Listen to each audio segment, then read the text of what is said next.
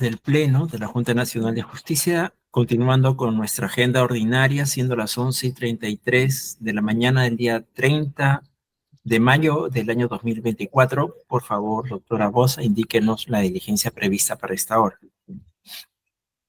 Sí, señor presidente. Buenos días, señor presidente, señoras y señores miembros del Pleno y todos los presentes en la presente diligencia para el día de la fecha 30 de mayo del año 2024 a horas 11:30 de la mañana se ha programado informe oral en el procedimiento disciplinario número 044-2022-JNJ, seguido contra la señora Raquel Leticia Miranda Aliaga, respecto al recurso de reconsideración que formulara la precitada contra la resolución número 061-2024-Pleno-JNJ que impuso la sanción de destitución.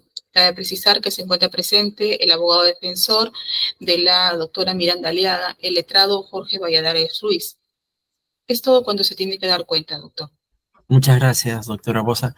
Buenos días, señor abogado Jorge Valladares. El Pleno de la Junta Nacional de Justicia le concede 30 minutos para hacer uso de la palabra. Puede empezar en el momento que esté pertinente. Muy buenos días, señor presidente. Buenos días con todo el Pleno de la Junta Nacional de Justicia. Le saluda el doctor Jorge Valladares Ruiz, abogado de la defensa de Raquel Leticia Miranda Aliaga. No sé si me permitiría compartir un PPT. Sí, por supuesto. Puede continuar.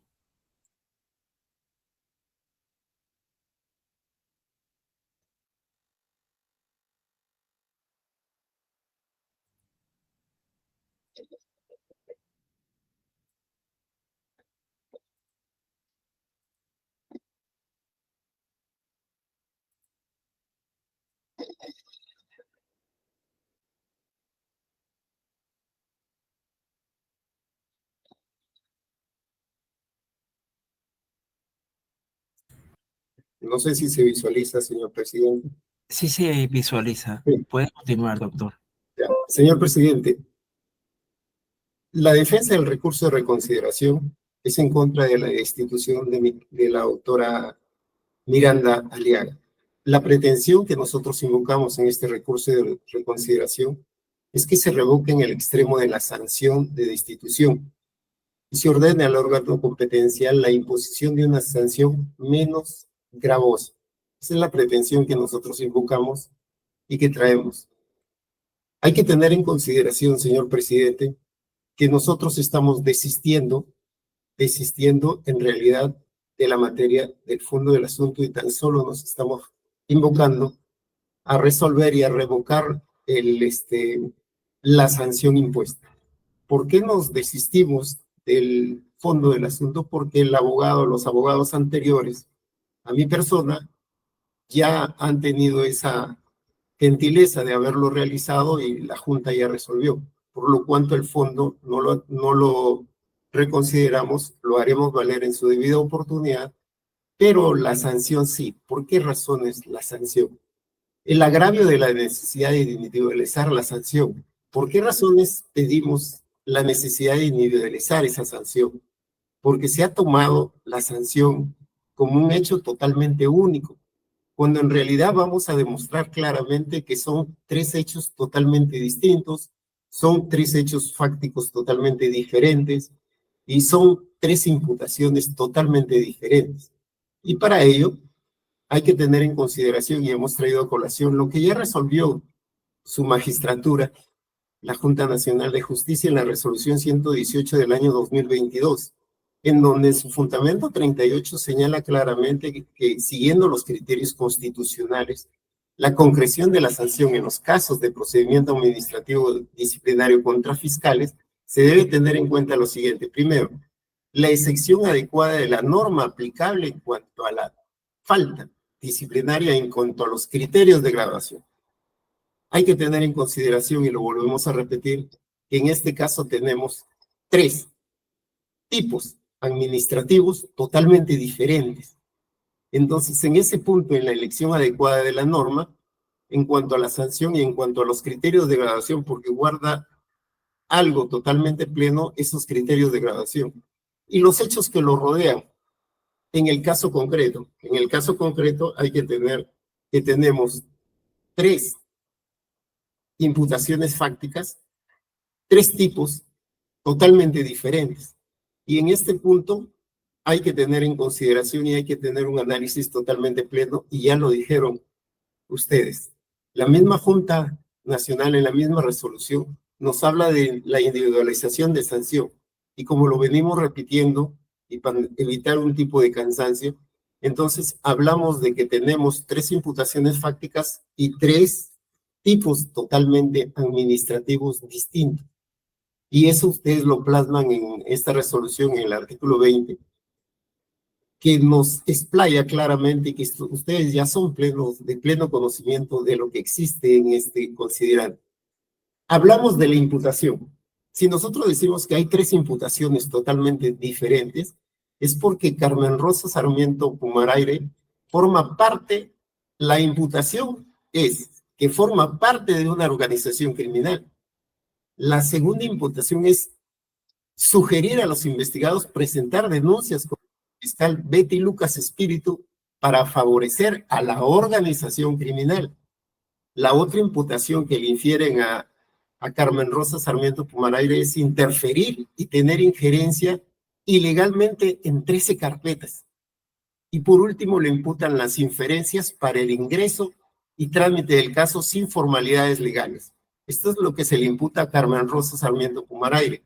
A Cristian Cerrón Castillo le invocan haber coordinado con los integrantes de la organización criminal Los Zetas de Chanchamayo, Edgar Calderón Pacahuala, Alfredo Juan de Dios Torrescano, fines ilícitos, y haber coordinado con los miembros de la organización para favorecer 4 carpetas fiscales. Ahí vemos que las imputaciones son totalmente diferentes, pero aboquémonos a lo que la doctora Miranda Aliaga Raquel tiene. El cargo no consiste en establecimiento de relaciones extraprocesales, mejor dicho, de los integrantes de la organización criminal 7 de mayo. Ese cargo no consiste. El único hecho que se le imputa a la doctora Miranda Aliaga Raquel Leticia es haber intervenido cumpliendo el cargo y a razón de su relación como fiscal coordinadora. Habría favorecido a familiares de la organización en una carpeta fiscal, único hecho probado en toda la resolución que ejerce la potestad sancionadora y que la defensa viene a reconsiderar en el extremo de la sanción. Ese es el único hecho que se le imputa a la doctora Miranda Aliaga Raquel. Podemos observar claramente que son hechos totalmente distintos, tipificaciones que van a ver que son totalmente distintas. ¿Por qué razones? Si hablamos de la tipificación, consideramos que nos han impuesto la ley de recarga fiscal y el artículo 47, pero observemos qué imputación le ponen a Carmen Rosa Sarmiento Pumaraire: establecer relaciones de carácter extraprocesal con las partes o terceros que afecten su objetividad e independencia o las de otros desempeño de la función fiscal. Al doctor Cerrón Castillo, establecer relaciones de carácter extraprocesal con las partes. Pero miren lo que le imputan, le tipifican la conducta a Leticia Miranda Aliaga: incurrir en actos u omisión que, sin ser delito, mejor dicho, no de carácter extraprocesal, sin ser delito, comprometa gravemente los deberes del cargo. Ahí vamos a poder observar que la misma administración está tipificando a cada uno de estas 3 personas 3 tipos totalmente diferentes. Así como hay imputaciones diferentes a cada uno, los tipos administrativos en lo que supuestamente se habría subsumido su conducta son 3 tipos totalmente diferentes. Por esas razones, señores magistrados, hay que tener en consideración que el artículo 50 de la misma norma nos habla de la proporcionalidad entre los tipos y faltas, donde nos dice que las faltas muy graves se sancionan con suspensión, con una duración mínima de 4 a una suspensión mínima de 6 o con una destitución.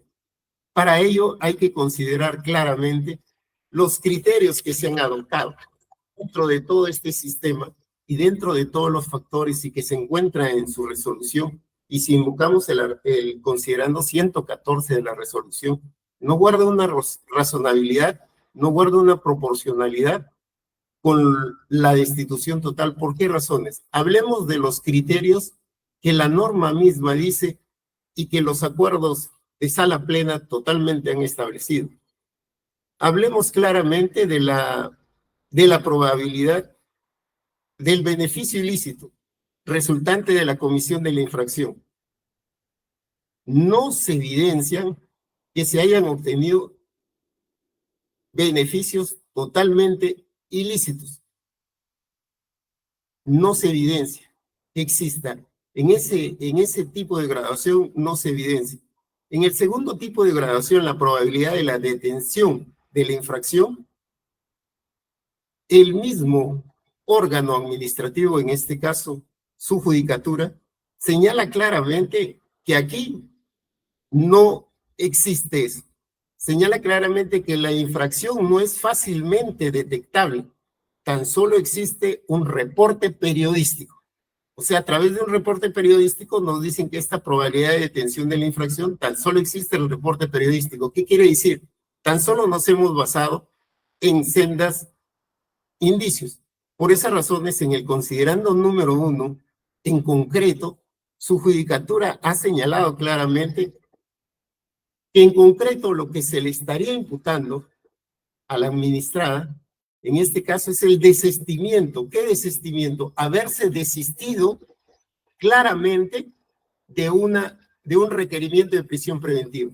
Entonces nosotros nos hacemos la pregunta, si la señora fiscal de aquel entonces se desiste al requerimiento de prisión, eso no es de propia voluntad de ella misma.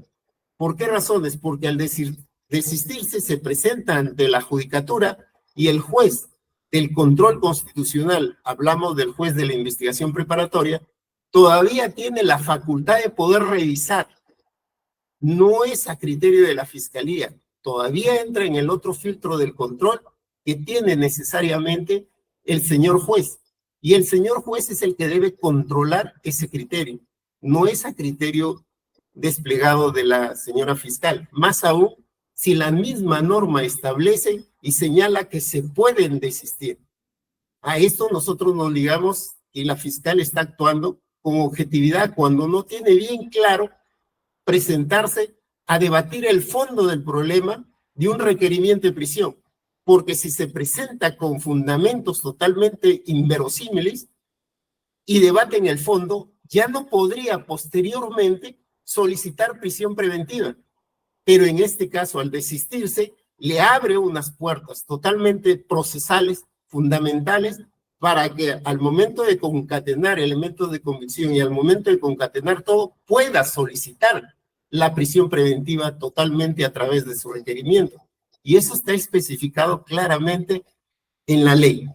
Ahora, en este caso, en el otro criterio que ha tenido la norma, la gravedad de afectación de los intereses generales o el bien jurídico protegido por el Estado. En este caso, permítanme darle una lectura a lo que es la sala plena en su artículo, la sala plena 01 del año 2021. Dice que este criterio tiene que ver con la afectación que ha ocasionado la conducta constitutiva de la falta disciplinaria en los intereses generales o en los bienes jurídicamente protegidos. El interés general puede entenderse como aquello que atañe a todos los miembros de una sociedad, como la salud, la educación, la seguridad, entre otros. Y el bien jurídico, en cambio, se refiere a aquello que la falta disciplinaria está destinada a proteger, vale decir, se tipifica la falta disciplinaria como tal, precisamente. Entonces, ahí tenemos que señalar claramente que mi cliente, ya lo dijo la misma Junta Nacional de Justicia, que no tiene ningún vínculo con la organización criminal. Solo se encuentra, como lo volvemos a decir, una prueba indiciaria. La asignación que le hacen a ella de los expedientes a través de una coordinadora y no se ha llegado a probar algo totalmente doloso o contrario a eso. Y el famoso desistimiento del requerimiento de prisión que ya lo acabamos de explicar. Entonces, ahí consideramos que en el perjuicio que nosotros hablamos, en el perjuicio económico como otro de los umbrales que hay que acreditar, no, la misma institución administrativa ha señalado que no se advierte ningún indicio de perjuicio económico. Hablemos más aún sobre la reincidencia, otro de los criterios de graduación que nos habla claramente sobre la reincidencia. Y la misma organización, la misma administración está señalando que existe claramente a través de ese desistimiento, pero nos habla de otra figura jurídica. Nos habla claramente de una conducta intencional. Pero no hay que confundir la intención con eso que nosotros llamamos reincidencia. Ya lo dijo la norma, ya lo dijo la ley, ya establecieron prácticamente las doctrinas que hablar de reincidencia en el ámbito administrativo no está totalmente escrito, no se encuentra totalmente escrito, no se encuentra totalmente estipulado en ello, pero para ello nosotros podemos recurrir al inciso 3 del artículo 248 y ahí podamos darnos cuenta que hablar de reincidencia significa que una persona ya ha sido sancionada y que desde que el momento de que esa sanción queda totalmente firme, consentida y ejecutoriada, la persona tiene un año. Si en ese año comete otra falta igual o diferente, entonces podemos tocar el tema de la reincidencia.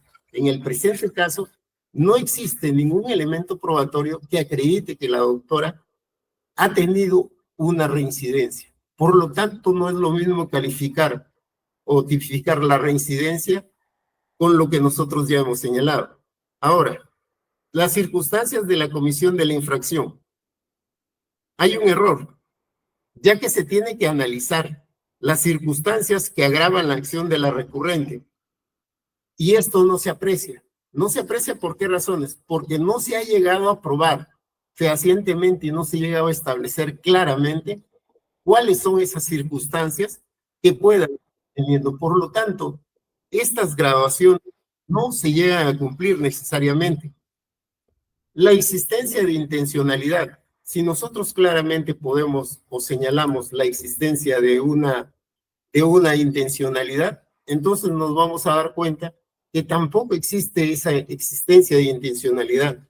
Por eso es que la defensa señala claramente que se debe de verificar claramente los criterios que van a imponer. ¿Por qué razones? Porque si analizamos plenamente y nos vamos al considerando número 91, en donde la misma Junta Nacional de Justicia, su judicatura dice que en su declaración de la investigada Miranda Aliaga, admite que ha intervenido en el trámite de la carpeta 1964, atendiendo el mandato de Carmen Sarmiento Pumarave. El mandato es totalmente legal. No ha existido una ilegalidad para poder rechazar ese mandato. A eso en el derecho penal le conocemos como obediencia debida o obediencia jerárquica. Mientras no vea lo ilícito, pues yo cumplo las acciones totalmente establecidas. Y en este caso, si la coordinadora me deriva bajo sus criterios facultativos que investigue tales carpetas, entonces no le vemos totalmente lo ilícito. Y ahí en ese artículo 91 nos dice que se ha generado un indicio sólido de complicidad. Entonces, si hablamos de un indicio sólido de complicidad, si hablamos de ese indicio sólido de complicidad, entonces tenemos que saber y tenemos que traer a cotación el Código Penal, autores y cómplices, autores y partícipes. Dentro de los partícipes tenemos al cómplice primario y tenemos al cómplice secundario.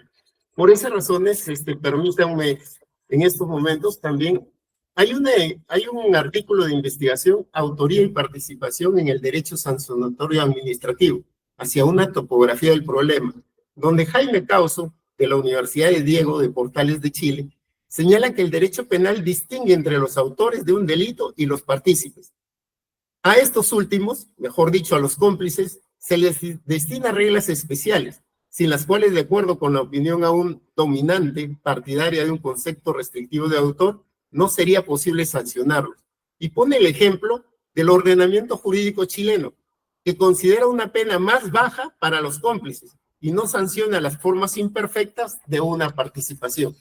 Necesariamente, si tocamos y si analizamos que considerando número 91, nos dice que se genera un sólido indicio de complicidad, entonces la sanción a imponerse con los autores no guardaría esa proporción, esa razonabilidad que nosotros estamos señalando, señores magistrados.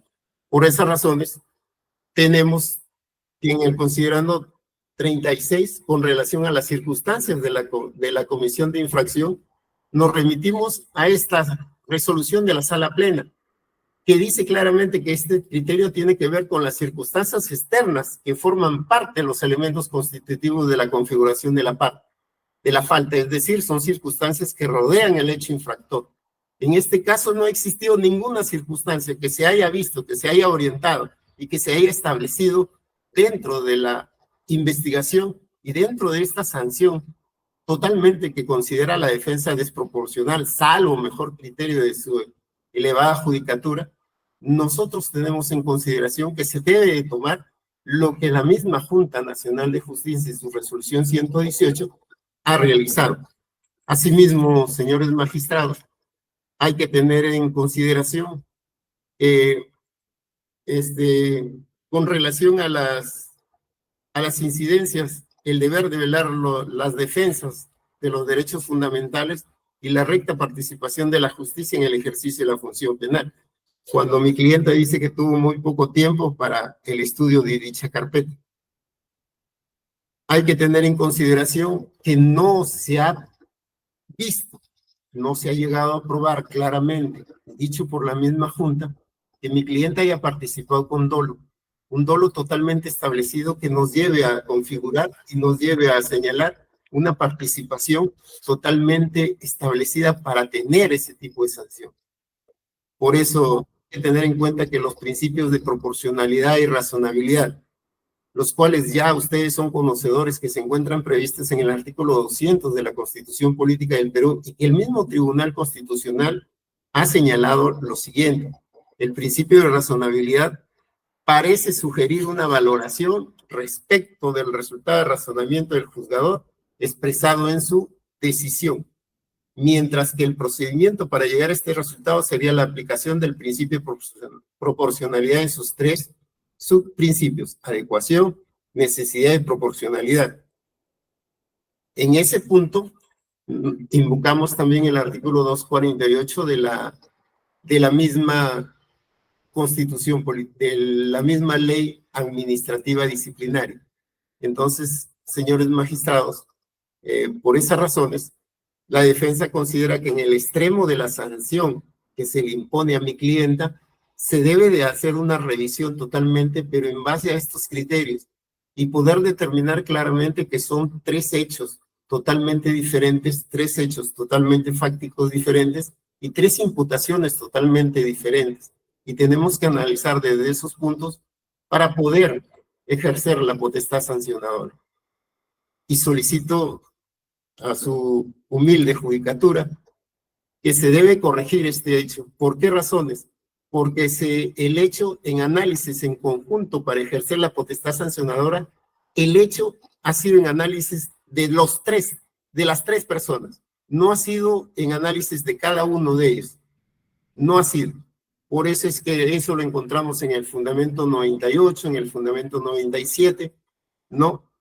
Entonces, denota de una imposible imprudencia, según lo dicen en la misma resolución, y esto no se puede analizar en conjunto. Se ha tenido que analizar de manera muy independiente, porque como lo vuelvo a repetir, diferentes tipos, diferentes hechos. Muchas gracias, señores magistrados, por haberme escuchado y solicito que se declare fundado el pedido de revocación de la sanción y se imponga una sanción quizás con el tema jurídico de la proporcionalidad que ustedes dominan y de esa razonabilidad que ustedes dominan. Corregir esa parte de la sanción. Eso es todo, señor magistrado. Muchas gracias, doctor Valladares. ¿Alguna pregunta por parte de los miembros del Pleno? No habiendo preguntas por parte de los miembros del Pleno, se daría por concluida la presente diligencia. Tengo a todos ustedes muy buenos días. Gracias. Permiso. Buenos días, señor magistrado.